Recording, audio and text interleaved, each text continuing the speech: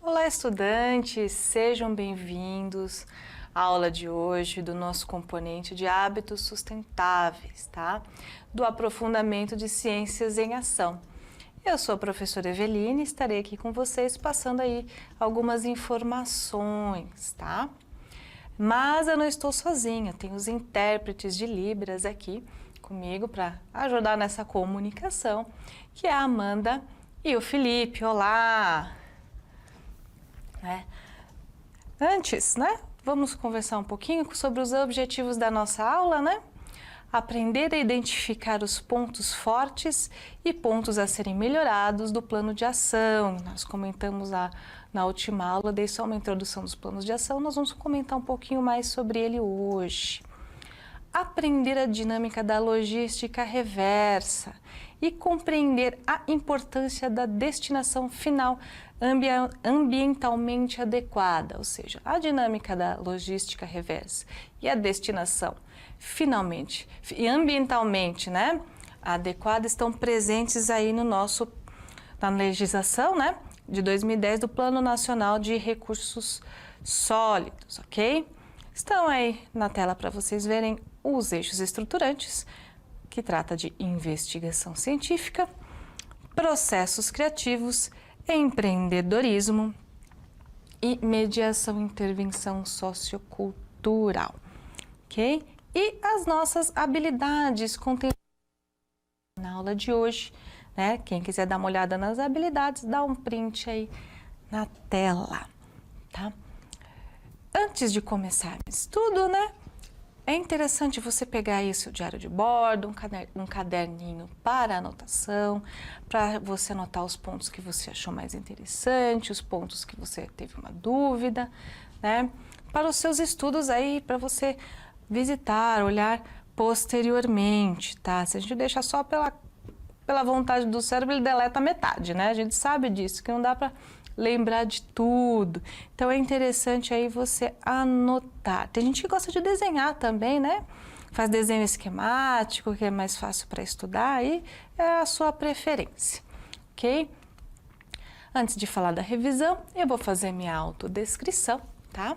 Eu sou uma professora, uma mulher branca, Tenho cabelos e olhos castanhos, uso óculos, tenho uma estatura modesta, uso uma blusa de frio marrom e apesar de não dar para ver porque eu estou atrás do balcão, uso uma calça jeans e uma bota, tá? Na aula anterior, nós recordamos conceitos, sobre pegada ambiental, os objetivos para o desenvolvimento sustentável, a reciclagem e o ciclo de vida dos produtos e conhecemos um pouco do plano de ação, Lembrando que nós vamos aí ver esse plano de ação com um pouco mais de detalhes hoje, Comentamos aí sobre o ciclo de vida dos produtos, a importância aí de você ter uma consciência na hora de você descartar aquele determinado produto, porque ele passou por um processo muito longo até chegar à prateleira aí da loja, do supermercado, quando você vai adquiri-lo, Lembrando que para tudo são necessários insumos, são necessários matéria-prima, Passar por um processo de beneficiamento ou industrialização, depende do produto, se é um alimento, enfim, Transporte, é uma cadeia muito longa até chegar aí na sua mão, tá? E comentei também sobre a pegada ambiental, Ou seja, o cálculo ali em área, em hectares, do que é necessário para você, para calcular o quanto de recursos é necessário para manter o estilo de vida, tá? Não coloquei aí também, mas a gente comentou, em aulas anteriores sobre o dia de sobrecarga da terra, que é o dia aí que a gente entra no cheque especial, ou seja, nós temos uma determinada data, que normalmente é em junho, que foi o ano passado, esse ano, ainda não foi divulgada essa data, que é uma previsão ali de tudo que a gente consumiu até aquele determinado ponto, do ano, que a Terra, o planeta é capaz de repor ali em recursos, em ciclos. A partir daí, nós estamos aí atuando no que a Terra não consegue mais repor, para para manter nosso estilo de vida, né, para produzir alimentos, indústria, nós já estamos no cheque especial. Né? E a partir da década, né, do ano de 1970 que começou essa contagem aí, que a gente já começou a entrar no vermelho, ou seja, consumir muito mais do que o nosso planeta consegue repor, ok? Vamos continuar aí entendendo a Política Nacional dos Resíduos Sólidos. Vamos entrar nesse artigo 3º para os efeitos desta lei entende-se por, né? Ali o 7º, né? Destinação final ambientalmente adequada. Vamos entender passo a passo o que seria uma destinação final ambientalmente adequada. Destinação é que você vai dar destino, né? Por exemplo, eu tenho um caderno, né, e eu quero me livrar dele porque ele não me serve mais. Onde eu vou deixar esse caderno? Eu vou reaproveitar as folhas dele para alguma coisa?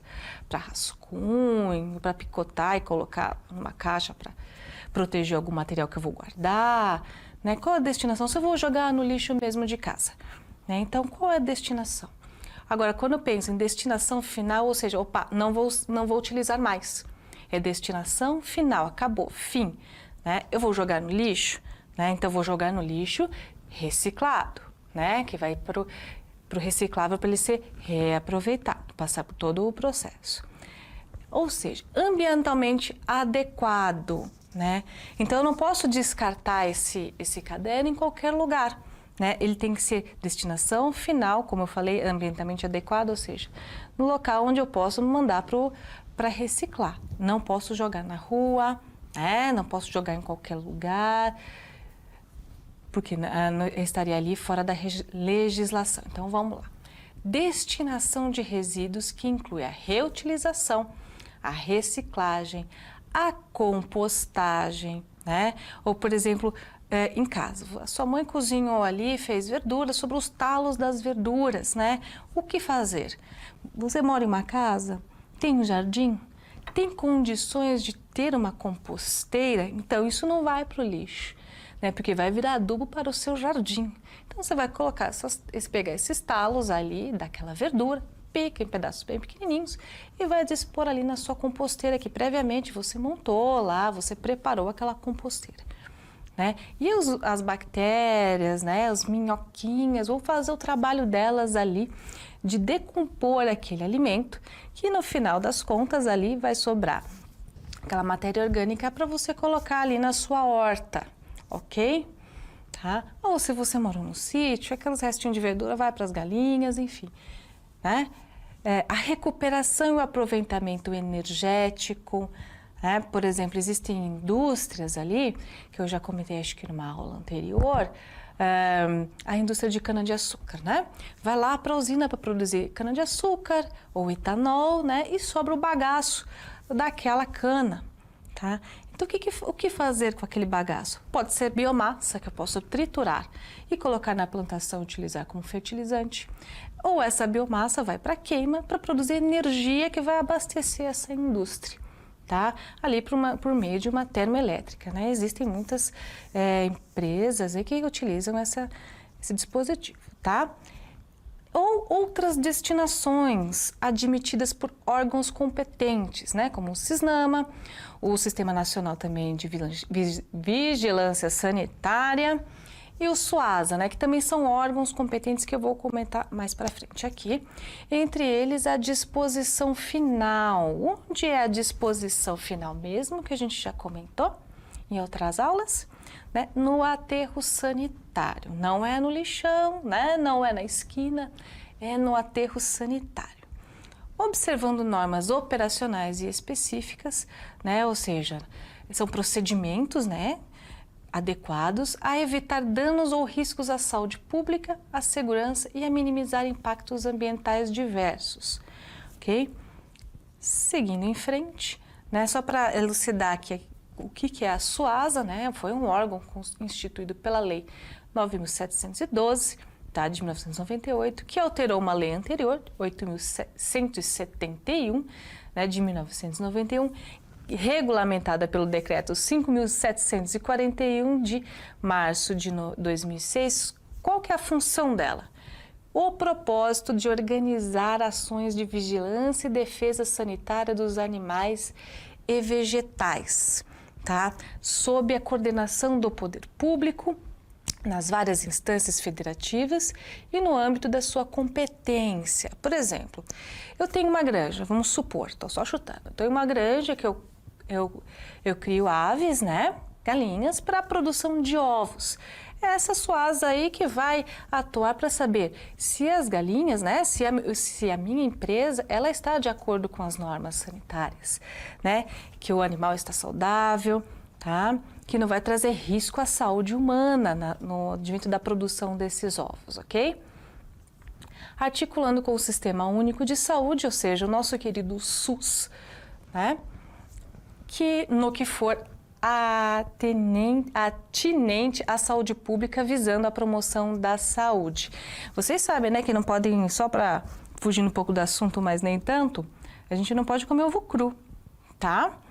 Porque o ovo da galinha, a casca do ovo da galinha é muito porosa. E ela entra ali em contato com a ave, com o animal, obviamente, ela vai botar, né? E às vezes suja um pouquinho de fezes, com um pouquinho de fezes da galinha, que pode ter ali um nível de contaminação. Então, quando esse ovinho chegar na sua casa, né, não precisa lavar o ovo, tá? Mas quando você for utilizar, se for fritar, frita muito bem. Se for cozinhar, cozinha muito bem. Né? Porque se tiver alguma contaminação por salmonela, algum outro micro-organismo, ele já é eliminado ali nesse processo de cozimento, né? Com a alta temperatura. Isso é normal, por melhor que seja o sistema ali de saneamento, né? de limpeza da granja, a galinha tem que botar o ovo, ela tem que entrar em contato com esse ovo, é normal, tá? É na sua casa que você vai ter uns cuidadinhos ali, ok? Continuando, só para falar rapidinho sobre o CISNAMA, a sigla é Sistema Nacional do Meio Ambiente. É um conjunto de órgãos públicos da União e estados, de municípios e do Distrito Federal e de territórios, né? Bem como órgãos não governamentais instituídos pelo poder público responsáveis pela proteção ambiental no Brasil. Tá? Então, eles, tanto o CISNAMA, CONAMA, na vigilância sanitária, atuam em conjunto aí, sendo norteados pela Lei de Política Nacional dos Resíduos Sólidos. Né? E a gente está cansado de ver, mas a gente tem que frisar isso aí, destinação final ambientalmente adequada, que foi o que eu comentei anteriormente. Né? Dá para separar, gente, o que é orgânico, papel, plástico, metal e vidro, tá? Lembrando que nosso projetinho vai ser aí uma horta caseira aí, só dando um spoiler, tá? Então, por exemplo, se você, talos de verdura, casca de ovo, minha gente, casca de ovo dá para secar, triturar ali, colocar na composteira, né? Deixa dar uma secadinha, coloca na composteira para colocar na horta, tá? Papel, sabia que dá para reciclar papel em casa, né? Assim, tá? Plástico, o que você pode reaproveitar de sacolinha plástica, de garrafinha, né? Antes de dispor ali na lixeira. Aí, metal, né? Antigamente falava-se que aquelas embalagens, né, longa-vida, leite longa-vida, não era possível ser reciclado ou reaproveitado. Hoje em dia já existe tecnologia para isso. Então, tá? Então, se você não vai utilizar para fazer um vasinho ou alguma outra coisa, dispõe ali no lixo reciclado que ele pode ser reciclado. É possível separar a parte do papelão, do papel, do alumínio, do plastiquinho da tampa. É possível separar tudo e reaproveitar, tá? E para reciclagem. E o vidro, tá? Outra coisa, lembrete. Quando vocês forem descartar algo de vidro, né? Uma garrafa, qualquer pote de vidro, tomem cuidado, deixem bem sinalizado, principalmente se esse vidro estiver quebrado, tá? Porque o coletor de lixo ele pode se ferir nesse processo. Então lembre-se que tem sempre uma pessoa ali que pode manusear esse vidro e se machucar. Tá? Então embala bem bonitinho, se tiver papelão, embala ele e coloca ali, se possível, uma etiqueta falando vidro quebrado, que eles já vão saber como manusear isso. Porque existem muitos acidentes desses trabalhadores se machucando em embalagens, principalmente de vidro quebradas, né? É bom a gente ter uma atenção quanto a isso, ok? Continuando, logística reversa, né? O que seria a logística reversa? É um instrumento de desenvolvimento econômico e social caracterizado por um conjunto de ações. O que é logística, né? É um sistema de organização e distribuição de produtos. Vamos supor, eu tenho uma empresa, vamos voltar naquela história ali de que eu tenho uma granja, supondo que eu tenho uma granja, né? Eu tenho uma produção ali de aves que botam aqueles ovos, né? Qual o sistema logístico eu vou utilizar, ou seja, como é que eu vou fazer para distribuir esses ovos para minha venda? Né? Eu vou procurar uma grande, se eu tenho uma produção grande, né? Uma grande rede de supermercados para vender o meu produto, né? Mas esse produto ele tem que chegar lá, né? Nessa rede de supermercados. Ah, não, eu vou vender aqui na cidade mesmo, no mercadinho ali do centro da cidade, ok. Então, como eu vou armazenar esse produto? Como eu vou transportar para que ele chegue intacto ao destino final, né? Porque ovos são delicados, né? Quantos eu posso carregar por vez em cada fardo, tá? Onde eu vou armazenar? Eu tenho um caminhão frigorífico, né? Para manter a temperatura adequada ali, né? Eu vou precisar de funcionários para fazer esse transporte. Então, esse sistema logístico ele tem que ser pensado. Se a gente pensa numa grande indústria, por exemplo, vamos voltar ali na garrafa PET da produção de suquinhos, tá? Então, ele tem que ter um sistema de logística reversa, ou seja, chegou no consumidor final, chegou. O que vai acontecer com essa embalagem depois que for utilizada? Ela pode voltar para a indústria para ser reutilizada novamente, ou seja, ela vai ser reciclada, fazer uma nova embalagem, uma nova garrafinha e vai entrar de novo no processo. Tem várias vantagens, tá? Lembra quando a gente falou de economia, extração ali, menos extração de recursos naturais, tá?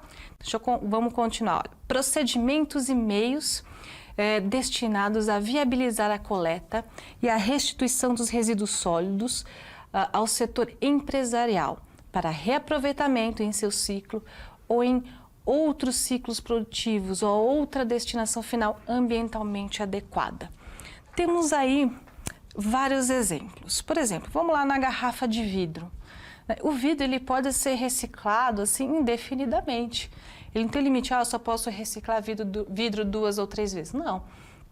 O vidro ele pode voltar para a indústria várias vezes e se tornar embalagens várias vezes, né? Talvez, dependendo do processo, não tem a mesma qualidade, não serve mais para ser uma garrafa, tem que ser pote, vamos dizer assim. X, né? Mas o vidro ele pode ser constantemente ali derretido e feito um novo material, tá? Pneu, por exemplo, né? O pneu usado, o carro andou, vamos supor, 100 mil quilômetros, estou chutando, não sei quanto dura um pneu, andou lá 100 mil quilômetros, o pneu já se desgastou totalmente, é arriscado continuar utilizando aquele pneu, né? O que acontece? Ele perde aderência, né? Então, ele pode derrapar e causar um acidente. Então, eu vou substituir o meu pneu. Pego o pneu, né? Geralmente, lá na borracharia mesmo, onde você compra pneu novo, eles captam o pneu, eles ficam com o seu pneu usado. Aí você compra um pneu novo e sai feliz e contente da loja, né? Não sei se tão feliz e contente porque gastou dinheiro, mas saiu lá da loja. O que vai acontecer com aquele pneu? Ele pode voltar para a indústria, né? Ser derretido, separar a borracha dos arames ali, fazer, né? Aproveitar os arames para uma parte da indústria, a borracha para outra parte da indústria, né? Tem em muitos casos que essa borracha é picotada ali, triturada, passa por um processo que é utilizada no asfalto das ruas, né? Ou, eu quero utilizar para outra coisa, né? Tem gente que aproveita o pneu em casa para fazer jardim, horta, enfim. Mas na questão de logística reversa, a indústria ela tem que estar apta a receber aquele produto novamente, aquele pneu que foi usado, né? E dar uma destinação correta.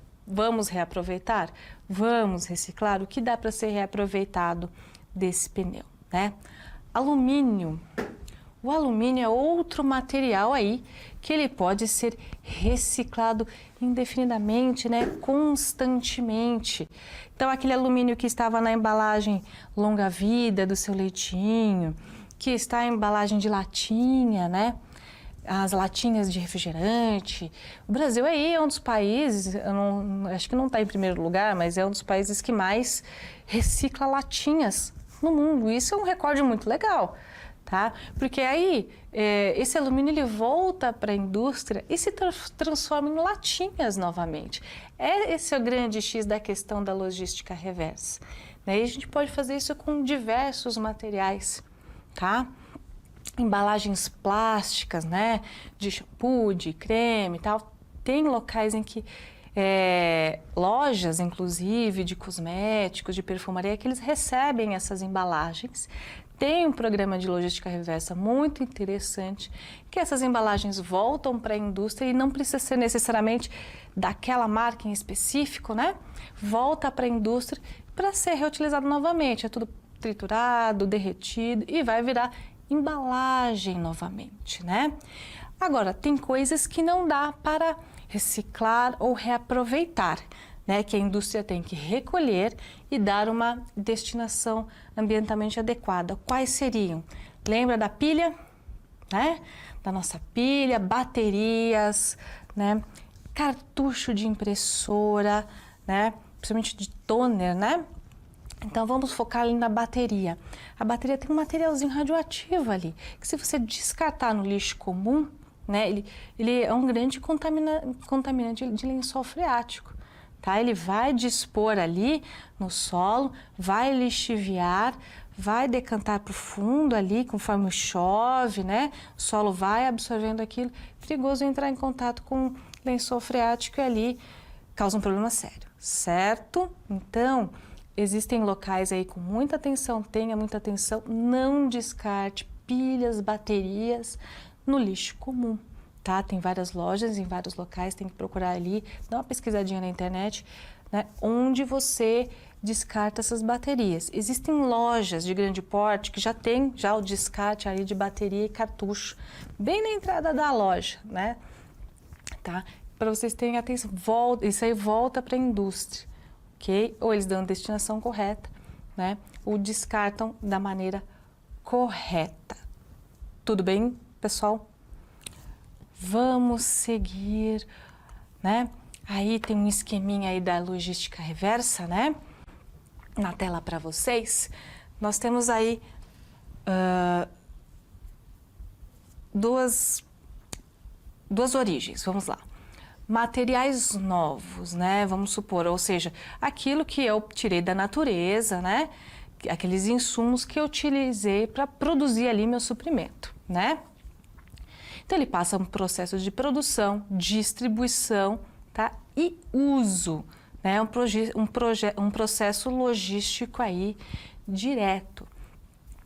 Ele passa por um uso, tá? E depois ele pode voltar para a indústria, como eu já comentei, e esse material ele pode ser reaproveitado e entra no sistema novamente, ok, pessoal? Por isso é importante desse sistema logístico reverso. Isso aí já comentei. Vamos seguir, tá? Cara, estudantes, retomando o plano de ação, que nós vamos comentar agora em mais detalhes sobre o nosso plano de ação, né, que é o nosso projetinho, verifique nesse momento qual foi a sua maior dificuldade em definir o seu objetivo de trabalho, né? Ou seja, o que fazer. Lembra quando eu comentei aí rapidamente na última aula do nosso plano de ação? No nosso caso, da nossa aula, nós vamos fazer uma horta, tá? Mas você aí na sua casa, na sua comunidade, pode fazer uma composteira, pode organizar o pessoal para fazer uma horta comunitária ou um sistema ali de separação de resíduos aí para reciclagem, tá? O que for mais interessante para você, tá?